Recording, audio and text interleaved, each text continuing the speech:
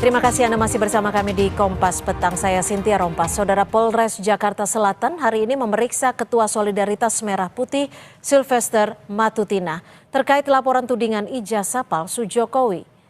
Pemanggilan Sylvester oleh penyidik Polres Jakarta Selatan adalah untuk klarifikasi laporan tudingan ijazah palsu Presiden ke-7 RI Joko Widodo yang diadukan Peradi Bersatu untuk 3 terlapor diantaranya Roy Suryo dan Tifa Uziah. Terlapor diduga melakukan penyebaran informasi tidak benar atau fitnah dan ujaran kebencian tentang ijazah Joko Widodo. Peradi Bersatu telah menyerahkan video dan dokumen sebagai bukti dalam laporan ini. Saya dipanggil untuk melakukan klarifikasi atas pelaporan dari Peradi Bersatu terhadap Roy Suryo CS dalam hal ijazah palsu yang dituduhkan ke Pak Jokowi. Gitu. Ada bukti-bukti baru yang kalau saya dalam hal ini baru pemanggilan klarifikasi, jadi mungkin bukti-bukti akan kita lengkapi nanti ketika diminta oleh penyidik ya. Sementara di Solo, Jawa Tengah, Saudara, Presiden ke-7 RI Joko Widodo menanggapi hasil lembaga survei indikator yang merilis tentang respon masyarakat terhadap kasus ijazah Presiden ke-7 Joko Widodo. Survei tersebut menyebut 66,9% responden tidak percaya jika Jokowi memalsukan ijazahnya. Menanggapi hal ini, Jokowi mengatakan jika masyarakat masih memiliki logika yang sehat.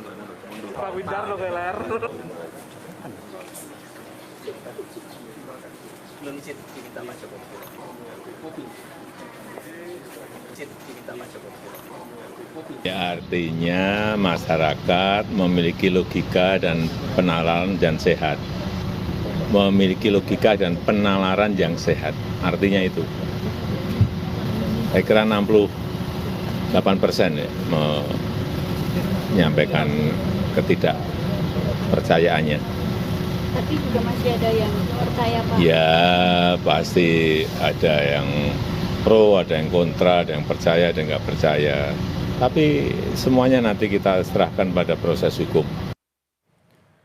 Sebelumnya, Direktur Eksekutif Indikator Politik Indonesia Burhanuddin Muhtadi merilis hasil survei kasus tuduhan ijazah palsu Presiden ke-7 RI Joko Widodo. Indikator menyatakan 66,9% publik tidak percaya Jokowi memalsukan ijazah. Burhan mengatakan kasus ijazah Jokowi menyita perhatian besar masyarakat Indonesia.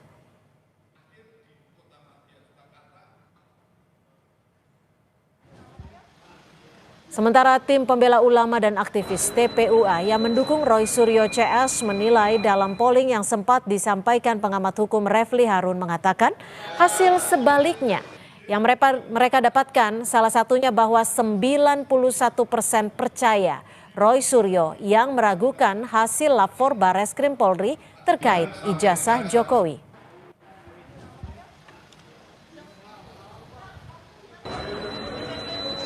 Mana yang lebih Anda percaya? Bareskrim Mabes Polri itu dilanjutkan kan pollingnya itu sama Roy Suryo CS. Nah yang Mabes Polri itu hanya 9% dari polling itu ya, karena itu banyak sekali gitu ya. Dan yang Roy Suryo 91%. Ini dari big data dan polling data. Artinya ini kan sebuah nurani dari masyarakat gitu ya. Sebanyak 66,9% dari responden menyatakan tidak percaya Presiden ke-7 Joko Widodo telah melakukan pemalsuan ijazah melalui survei Indikator Politik Indonesia. Namun hasil ini berbeda dengan survei independen yang dilakukan ahli hukum tata negara Refli Harun. Kita akan bahas bersama ahli hukum tata negara Refli Harun dan juga peneliti Indikator Politik Bung Kennedy Muslim. Selamat petang Bung Kennedy, Bung Refli, terima kasih sudah bergabung bersama kami di Kompas Petang. Selamat sore Cynthia, Bang Refli. Selamat sore. Saya ke Bung Kennedy dulu. Ini apa alasan dari Indikator Politik Indonesia? Sudah ada hasilnya 66,9 responden tidak percaya. Pemetaan dari sebaran surveinya seperti apa? Ya, ini survei yang kita lakukan melalui metode telepon ya. Ini sudah lazim kita lakukan eh, selama proses pilkada, pilpres maupun pileg. Kita juga sering melakukan survei dengan metode telepon dan ini bisa dipertanggungjawabkan secara metodologi. Meskipun ada sekitar biasanya sekitar 20-an% masyarakat yang belum memiliki HP tidak terjangkau dari survei ini, tapi survei ini menggunakan metode telepon ini representatif terhadap survei pemilih nasional mereka yang berusia 17 tahun ke atas dan sudah memiliki Alasan HP dari yang mereka sudah percaya bahwa ini adalah ijazah asli seperti apa, Bung Ken? Kita tidak tanyakan dalam kuesioner ya, Cynthia. Jadi yang kita tanyakan hanya apakah ibu bapak percaya atau kurang percaya atau tidak percaya sama sekali bahwa mantan Presiden Jokowi memalsukan ijazah gitu. Dan dari hasil yang ditemukan memang seperti yang tadi Cynthia sampaikan, ada sekitar 66,9% yang tidak percaya dan kurang percaya bahwa Presiden Jokowi memasukkan ijazah dan hanya sekitar 19,1% yang percaya Presiden Jokowi memasukkan ijazah. Dan jika itu di breakdown lagi, kita bisa menemukan hal menarik ya. Memang kalau kita lihat masih ada residu dari pertarungan di Pilpres kemarin gitu. Karena dari basis pendukung paslon nomor 1, Anies dan Muhaimin itu memang yang paling tinggi dari basis pendukungnya sekitar 40% dari basis pendukung Anies Muhaimin yang percaya, sedangkan dari paslon nomor 2 dan 3 itu cuma sekitar 15 dan 20% gitu. Saya ke Bung Refli. Bung Refli, kabarnya Anda juga membuat survei independen melalui sosial media dan salah satunya YouTube dan juga media sosial lainnya. Ini hasilnya seperti apa update sampai sore hari ini? Bung Refli, mohon maaf masih di mute. Ya, makasih ya, dengar suaranya ya. Ya, sudah cukup jelas, silakan. Ya, saya sehari setelah Barreskrim mengumumkan bahwa ijazah Jokowi itu tidak palsu atau asli, kemudian dengan teman yang memang jagoan di bidang big data, itu mengambil semua percakapan di media sosial mengenai isu ini dan kemudian kita bagi dua menjadi setuju dan tidak setuju. Hasilnya adalah per tanggal 25 Mei itu lebih dari 90%, 94 datanya itu tidak setuju dengan apa yang diumumkan oleh Barreskrim. Nah, ini sejalan dengan polling yang saya lakukan. Jadi polling yang saya lakukan itu menyangkut isu yang terkait misalnya apakah Anda percaya dengan apa yang diumumkan oleh Barreskrim atau polisi? Yang tidak percaya itu lebih banyak, 89% yang tidak percaya. Dengan data yang mengisi poll itu sampai 130.000. Kemudian ketika saya tanya misalnya apakah Anda percaya dengan keterangan UGM mengenai ijazah Jokowi? Yang tidak percaya itu 89% juga. Kemudian ketika saya tanya kemudian mengenai mana yang Anda lebih percaya, Barreskrim atau Roy Suryo, sama dengan polling sampai 100 ribuan, yang tidak percaya itu 89%. Nah, makanya saya bandingkan antara polling saya dengan big data yang kemudian kita ambil dari semua lintasan komunikasi dari multi platform, kira-kira 2 juta data karena itu cuma sehari setelah press conference, maka saya menyimpulkan ya mutlak mayoritas masyarakat sesungguhnya percaya bahwa ijazah Jokowi palsu atau sebaliknya. Lalu gimana nih? Masyarakat tidak percaya ijazah Jokowi asli. Bung Kennedy, Anda melakukan survei untuk 1.286 responden, betul seperti itu ya, dan melalui telepon. Ya, benar. Data-data telepon ini berarti pihak-pihak yang Anda kenal atau dari sumber mana nih? Dari 1.286 ini? Bukan, ini merupakan dari database survei tatap muka yang kita lakukan. Kemudian kita lakukan random sampling ulang terhadap database dari responden tatap muka yang kita lakukan. Mereka yang memiliki HP dari responden tatap muka yang kita lakukan, kita stratified random sampling lagi untuk kita telepon ulang gitu. Dan ini merupakan database responden yang representatif gitu. Oke, Sedikit artinya komentar tidak acak ya? Ya, tidak. Ini Tidak acak ya? Ya, acak tapi representatif dengan populasi survei pemilih nasional gitu. Oke, Bung Refli, bagaimana lalu Anda merespon menanggapi bahwa ada hasil yang bisa dikatakan jauh berbeda dari survei independen Anda dan juga survei yang dilakukan oleh indikator? Ya, pertama ya kita hormati saja, tetapi memang kalau saya ingin disuruh mengkritik ya misalnya, pertama saya ingin tahu sumber dananya dulu. Kalau sumber dananya itu terkait dengan yang bersangkutan atau ada hubungan-hubungan kaitan yang bersangkutan, saya terus terang nggak percaya.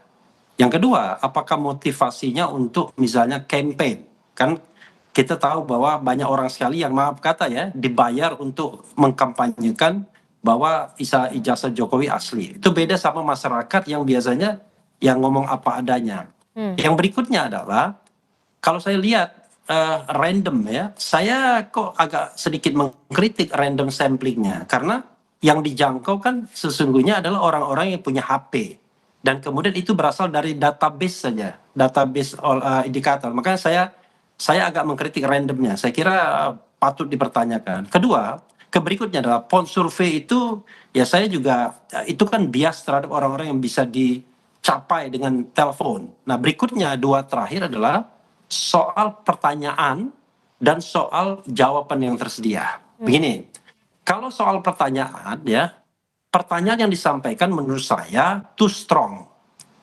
Apakah Anda percaya Jokowi memalsukan ijazah? Kalau itu pertanyaannya, saya kira secara psikologis orang juga orang Indonesia kan nggak tegaan juga. Tapi kalau misalnya kita lebih soft, mana Anda yang percaya Bareskrim atau Roy Suryo misalnya.